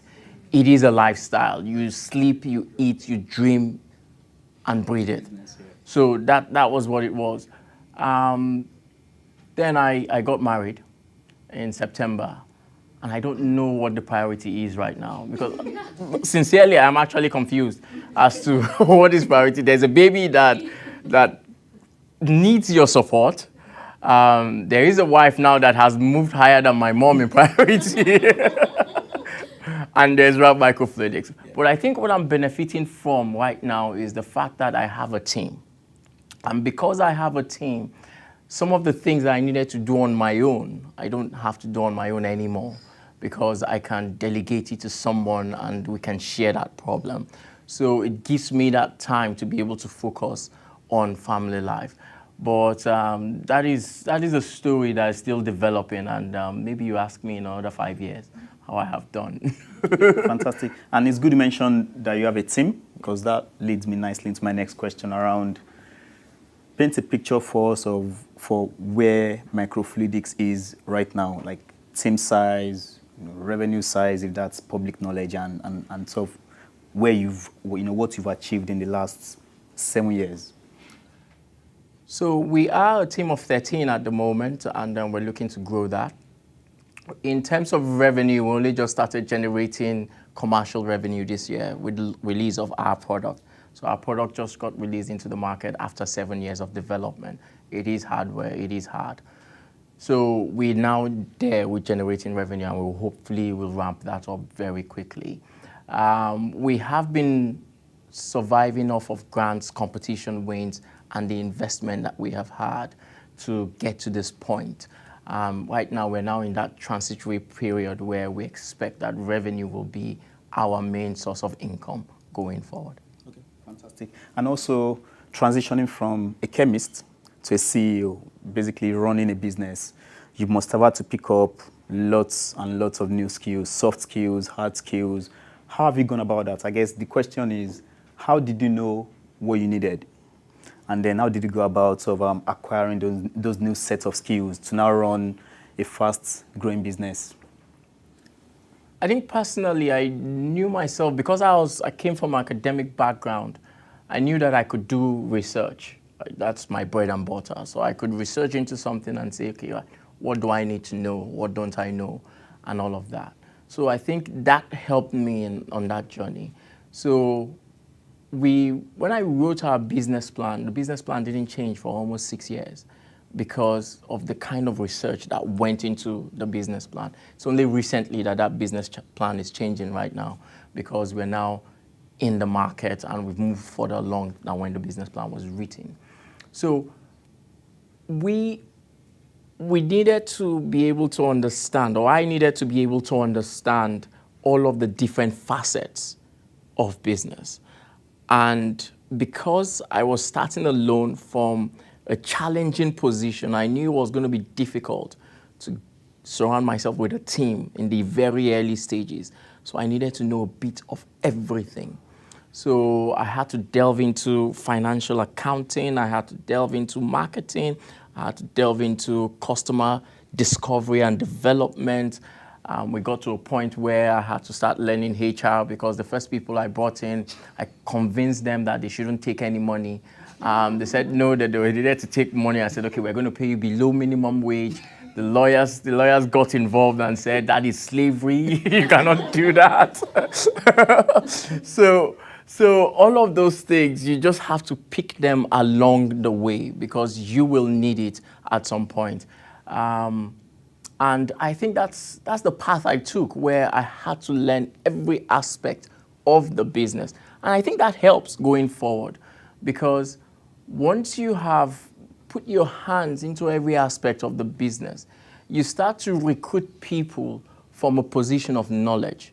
So if I wanted to recruit someone really in sales and marketing, I will have the right questions to ask them, because I have lived that. Even if it was for a temporary period, I have lived that, and I said, okay, what are you going to look for? It starts to get difficult when you get more technical and specific. So for instance, when 2 years ago, we needed an embedded systems engineer. I didn't know that was a job. But at the end of the day, you discovered that you needed an embedded systems engineer. But there was no way at this point, because that's very specialized, there was no way that I could go and understand embedded systems engineering. At that point, you had to bring in consultants. So we had a consultant that was able to interview someone on our behalf to say, okay, right, that person knows what he's talking about, that person can apply it here. So that's where you start to get to what you know and what you don't know, and then ask for help for what you don't know. Okay, that's interesting. So your response is slightly different to, or your approach is slightly different to Ruchi's approach. Mm-hmm. So, Ruchi went co-founder, you've gone, I'm doing it myself. So did you never have the opportunity or the need to say, this is really a struggle, I think I would like for someone to come on board? Was that never an option, or did that option present itself and it yielded nothing? I didn't think about it like that. I didn't think about it from a perspective of a co-founder. I just thought about it from the perspective of we needed a team to do this, and was looking for the right team, of how to incentivize the team. So very early on, we were going to give options or equity in the business. And that was how I approached it. So I didn't approach it from a founder, co-founder perspective very early on. Maybe for a good reason, or maybe I was just clueless at the point. But what you discover is when you get to a point where you want to raise investment, most investors like to invest in co-founding team. So if you have more than one founder, because it reduces the risk of their investment. I think we were lucky because at the time we wanted to raise investment, we now had a team. Okay. At the end of the day, founder, co-founder is all about being a team. It's all about having more people in the business. Yeah, having more people in the business that can do different aspects. And we had gotten to that point. So it didn't necessarily require a co-founder. Okay, so lining up from investments, so you've gone from gaining some grants to actually having investments. So tell us a bit about that. When you say investment, what kind of investment are we talking about? Who invested in the business and how did that come to be? And what support did you get along the way as well? Okay, so we have raised 3 investment rounds. So we had a pre-seed round, which we raised from angel investors. Then we went to a seed round. So slow down. What does pre-seed mean?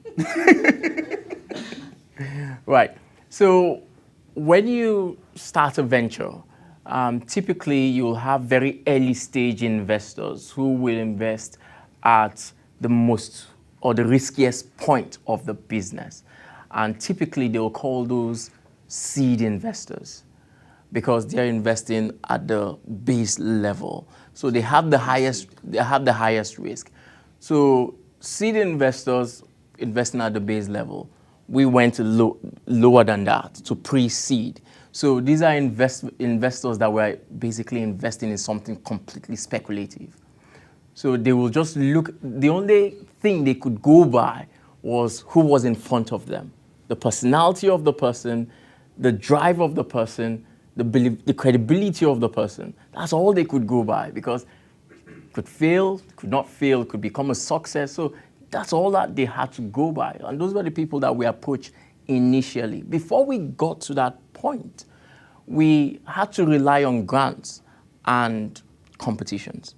And we won a lot of competitions. We're lucky to win a lot of competitions and get a lot of grants. I think the grants we raised at the end of the day with the competitions were up to like £1.9 million. And that is because we're dealing with hardware. So investors will not touch you when you're very risky. Because in as much as some of them have risk appetite, some of them are also risk averse. So they will want to see that there's some foundation there. So we could only go to the government with our idea or win competitions with our idea. And then we're very successful at that. I think we're very lucky to be very successful there. And then we now entered into the investment realm. The pre-seed investment was £150,000. And we raised it from individuals, so from high net worth individuals. We have investors. I had an investor that put his life savings there. He gave us £50,000 and he says, right, Rotimi, I'm believing you. I'm believing in you because this is what I was planning for my children and to invest it somewhere else. But I have had interactions with you. I will invest in you. I will bank on you. And when you have that kind of investor, you just wake up every morning and say, I cannot fail. I cannot fail. That's a motivation. This has to work. This has to be a success. Because you know that in the very early stages, some people put their faith in you and sometimes all of their life savings in you.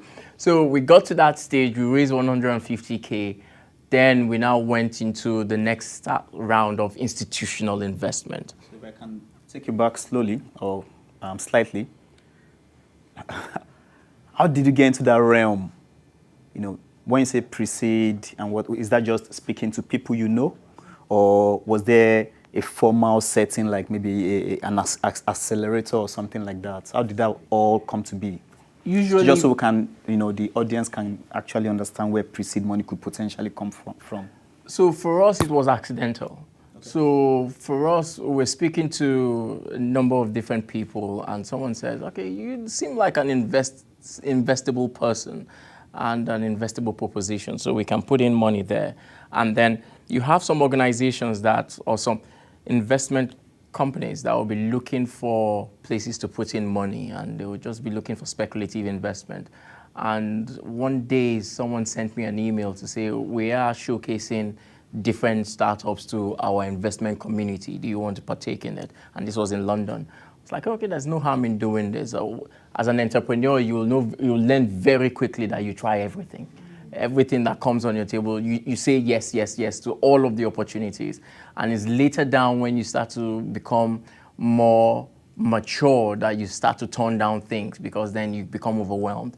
But initially, you say yes to everything. So we took the punt, we went down to London, and we pitched at that event. And at that event, we spoke to some individuals that said, okay, you seem like an investable proposition. So with that group, we were able to get £150,000. Okay. And so that means these are actually not people you know personally. So one of them I knew personally. That was the one that invested 50K. The others we had to convince. We didn't know them. It was that investment platform that allowed us to get contact to them. And then from then on, and you have those events in Scotland where you can attend pitch days and all of that and start to speak to people, and someone says, I like your idea, I'll probably put some money into it. Fantastic. And then you moved on to seed. And what was the driver for wanting these investments? Is that just to keep the business afloat, or what was the driver? I mean, you can't just be collecting money to stack in the bank. So was it being used for research, and what exactly was the motivation? It was used to grow the business. So initially, we had done our market research. We had done a customer discovery and customer validation. And we knew that, okay, this is what pursuing beyond grants. And you cannot live on grants alone, really, because at some point you will need serious money. So applying for grants is time consuming. And if you're very successful, you might get a 7-figure grant. But typically is 5 figures, 6-figure type of grant. For building a hardware, you discover very quickly that it's not sufficient. So you need to actually have serious players back in the business. And it's when we got institutional investment that we're really able to accelerate the product to the point where we now have a commercial product. We wouldn't have been able to do that on grants. Okay. So that was the need for us to go into institutional investors. And then institutional, okay. But you have to prove to the institutional investors that at that point, that even though there is still some risk in the business, there is customer validation. And the grants helped us to get a prototype that we're able to trial with customers that paid for that trial. Okay. Right. And I guess for the audience, they'll probably be thinking grant is only for engineering or scientific startups. I'm guessing that's not the case. I'm sure there are grants for all kinds of startups. Is that? Yes, absolutely. So there are grants for anything under the sun, really. If you have an idea and you want funding for it, it's just about plugging into the right grant or the right channel to get to the right grant. So there's those grants for social enterprise, there's grants for tech businesses, there are grants for different things. Fantastic.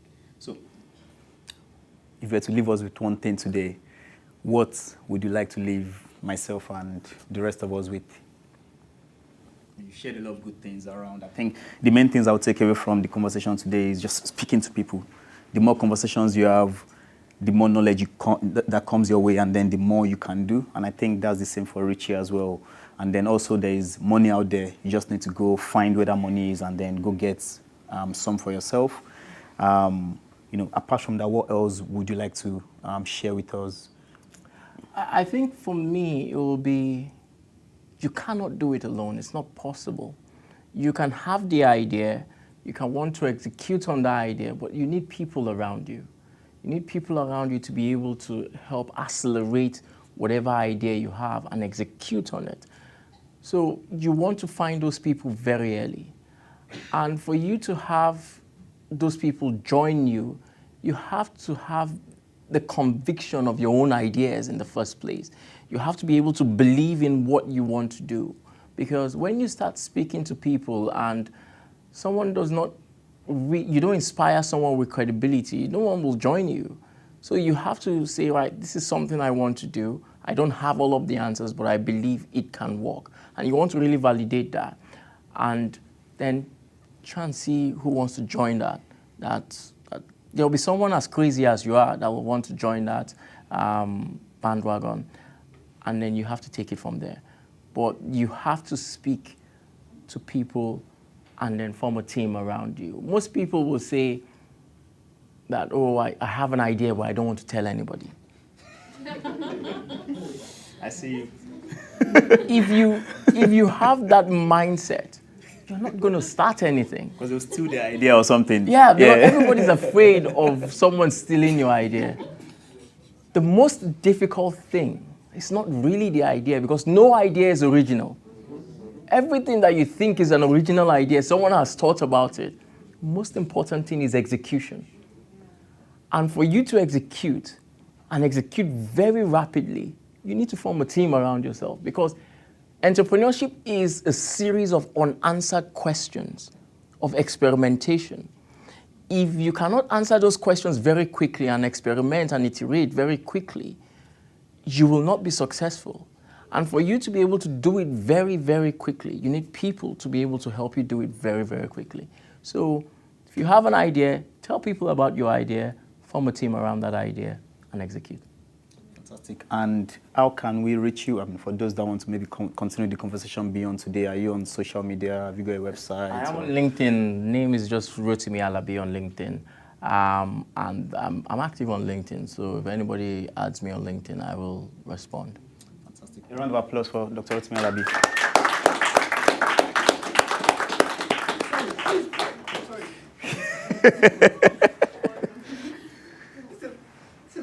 You're going to pay back to these investors. What, Hopefully. What's pay? No, it's actually like, because investors, right, they expect something that, returns. It's return on investment. I would like to know what the plans are like. How does repayment work in terms of, like, for any entrepreneur that actually say they have investors? What's the most reasonable system of paying investors back their money? So typically, you return money to investors following a liquidity event, a positive liquidity event. And that could potentially be a trade sale. So you sell your company to another entity that buys it for multiples of what was put into that company. Typically, sometimes will be multiples of revenues, depending on the stage of the company. You can also sell based on multiples of the IP you have in that company. Sometimes companies go public, so you will have an IPO. Very rarely companies go public. I think in the past year, we've only had 4 or 5 IPOs in the US, in fact. So that's very rare where companies go public. But you find typically that most companies will sell. And when someone invests, so at the last round of investment for us, we were valued at £6.9 million post-money. So when I mean post-money, it was post the money coming in. And if we were to sell the business, we should be looking for multiples on that. So if we sold, for instance, for 10x multiples, so if we sold the business for 60 million, then the investors will get their money back based on their shareholding in the company. I think also there's also that option of you don't sell the business, you continue to run the business. How do you, I'm guessing that's part of the question you were asking, how do you pay or get some kind of returns back to the investors? They don't get returns until you sell, until there's the liquidity event, or the positive liquidity event. The investors don't get anything back.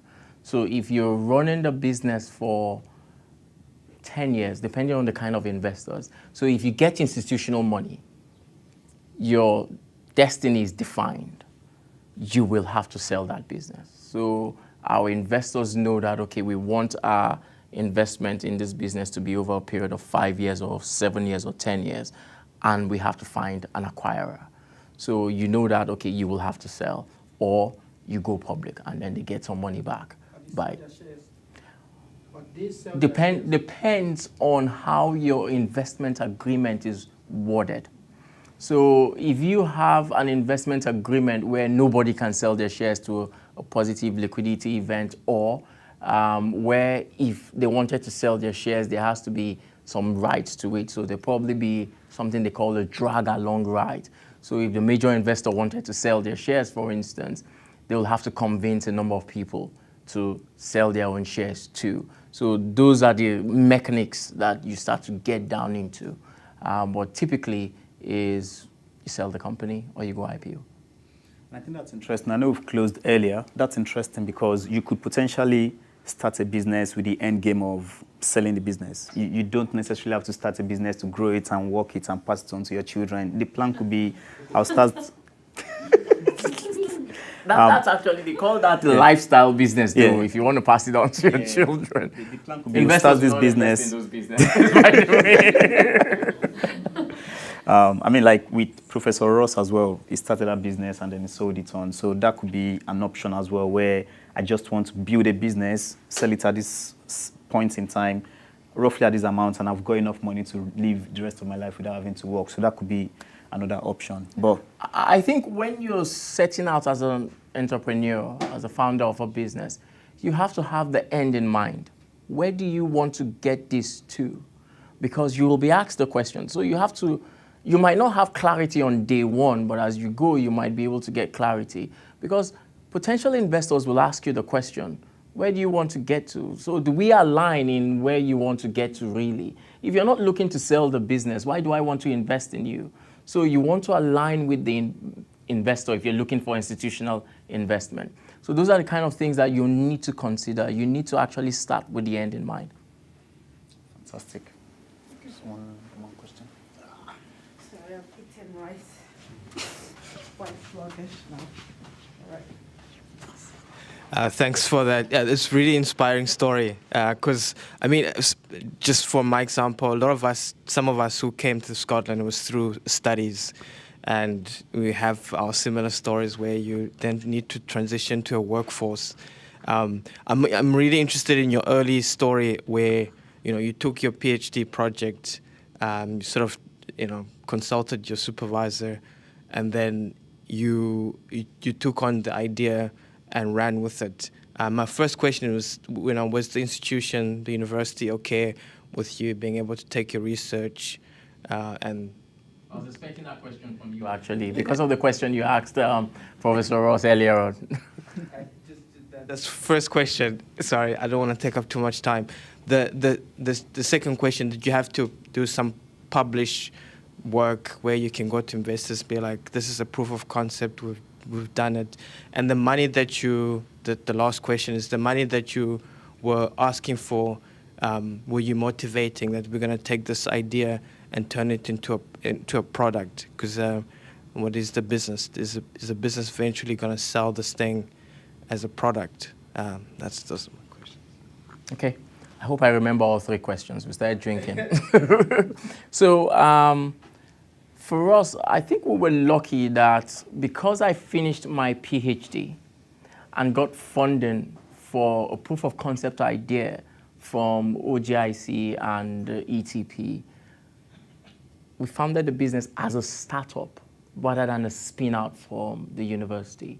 So the university don't have any equity holding in the business. They wanted to sponsor some of the things we were doing for equity, and I said, no, we'll find the money elsewhere. So we didn't do that, but we remained in Aberdeen because of the ties that I have with the University of Aberdeen. So that's how we got to that point. That's the first question. I'm trying to remember what the second question was. I think I remembered it. You have to publish. Yeah. So during my PhD, I published some papers. So published 2 papers for the PhD that just showed the overall concept of what we were doing.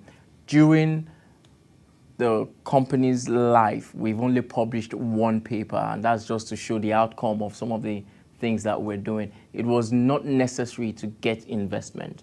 The investor just wanted to see commercial traction. So is there a problem? Is it big enough? Will someone pay for it? And that we were able to prove using the pilots, because we had some big name companies that were paying us for pilot trials. So that satisfied that. And the money that we requested was, the investment we requested was actually to then build a commercial product, to move away from the pilot.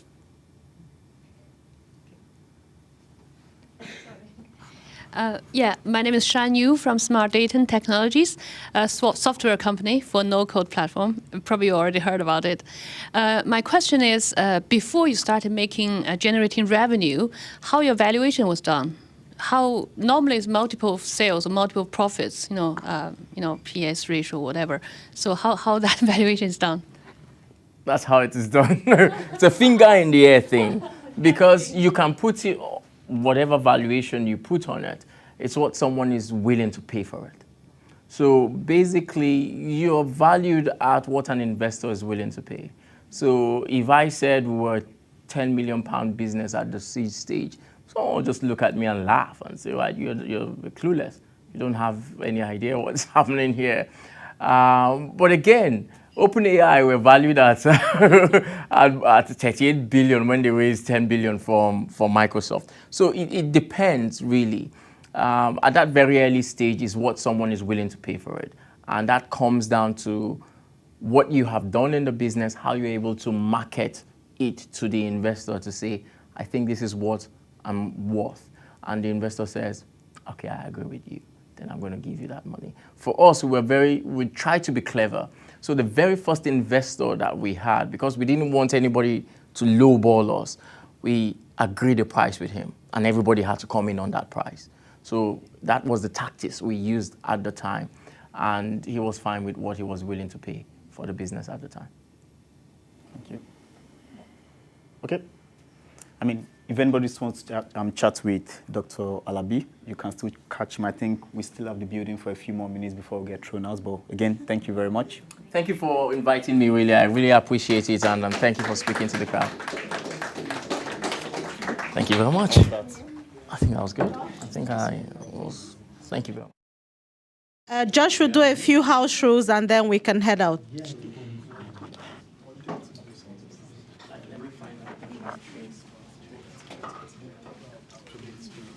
Does this thing speak out at all? Or is it just to record the sound? Yeah, I think it's just to record the sound. Yeah, I don't need it. Just record the sound.